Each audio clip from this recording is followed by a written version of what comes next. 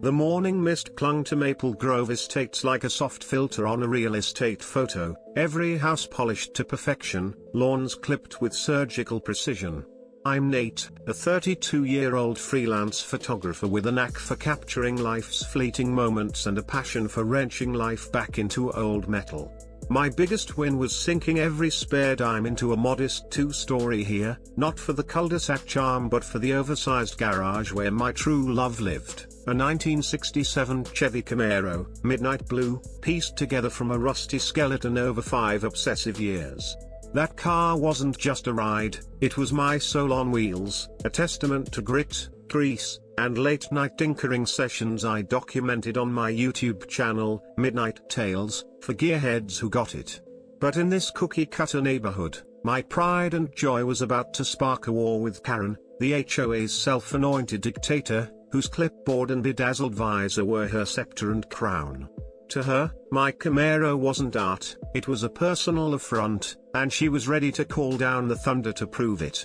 It was 8:03 a.m. on a quiet Sunday, the kind where the world feels like it's hitting snooze.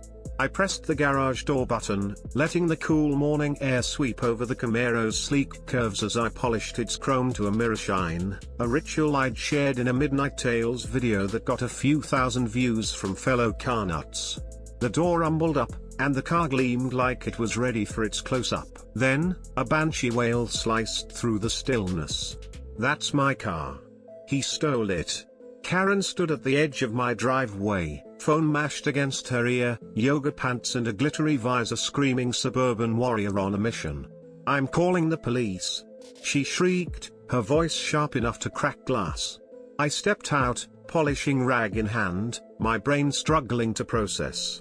"Karen, this is my Camaro. I've owned it since 2019. What are you talking about?" She thrust a crumpled dealer's invoice at me like it was a warrant. "I paid $38,000 for a blue 1967 Camaro from Prestige Motors last month. That's it right there. You're a thief." Her pitch hit a frequency that set off dogs across the street, and I half expected them to start a chorus for a MidnightTales blooper reel. "Karen, calm down," I said, keeping my tone steady, the way I'd learned to handle hecklers in my comment section. "I have the title, receipts, everything. You're mistaken." "Mistaken? I'm not mistaken," she snapped, now ranting into her phone. "There's a thief at 1427 Oak Lane. He's got my car in his garage." The 911 dispatcher's voice crackled through, sounding as confused as I felt. Karen's eyes burned with the kind of zeal I'd only seen in my most unhinged MidnightTales subscribers arguing over carburetors versus fuel injection. Minutes later, a police cruiser rolled up, lights flashing but no sirens, like they knew this was more soap opera than crime scene. The neighbors, sensing drama, peeked from porches and windows, turning Maple Grove into a live studio audience.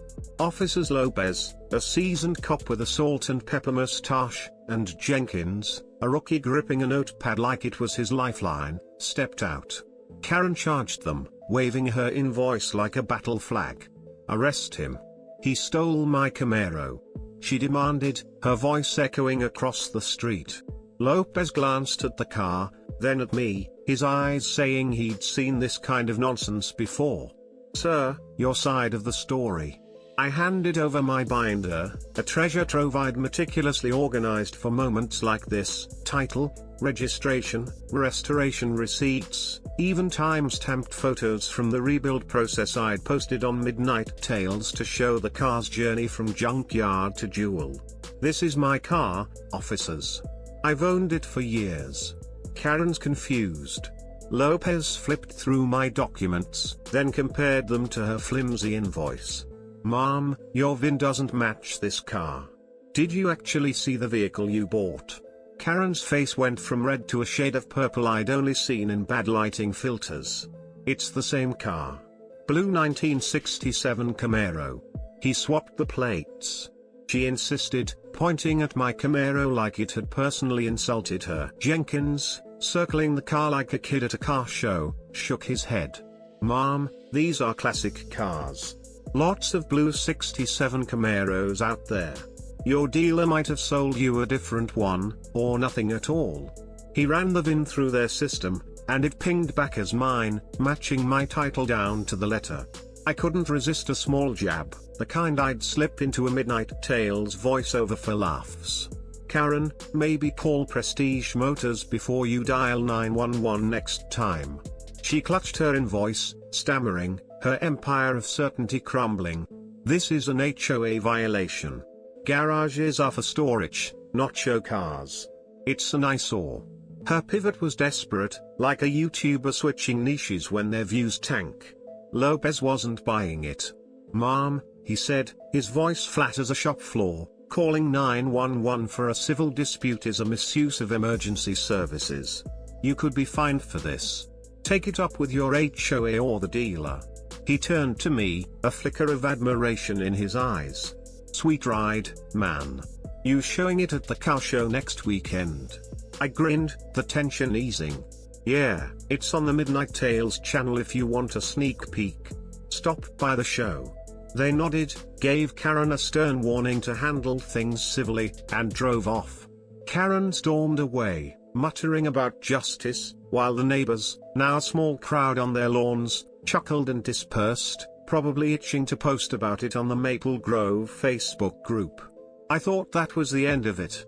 I was wrong. By Tuesday, an HOA notice landed in my mailbox, a $250 fine for unauthorized vehicle storage and causing a public disturbance. Karen was doubling down, her vendetta now in black and white. I called my cousin Ellie, a paralegal who could shut down petty tyrants faster than a copyright strike could tank a Midnight Tales upload. "She's got nothing," Ellie said, scanning the HOA bylaws. "Let's bury her in paperwork." We crafted a response sharper than a freshly cut valve, citing my legal right to store my registered vehicle and attaching the police report for good measure. I dug into Prestige Motors online, finding a cesspool of shady reviews, bait-and-switch sales, fake listings, you name it. I sent Karen a polite email, attaching the dirt. "Check your dealer, Karen. Your Camaro might still be on their lot. P.S. Catch the restoration story on Midnight Tales." I couldn't resist the plug. At the HOA meeting, I brought the big guns. I presented my case, flashing the 911 call transcript, public record, thanks to Ellie, and screenshots of Prestige Motors scam complaints.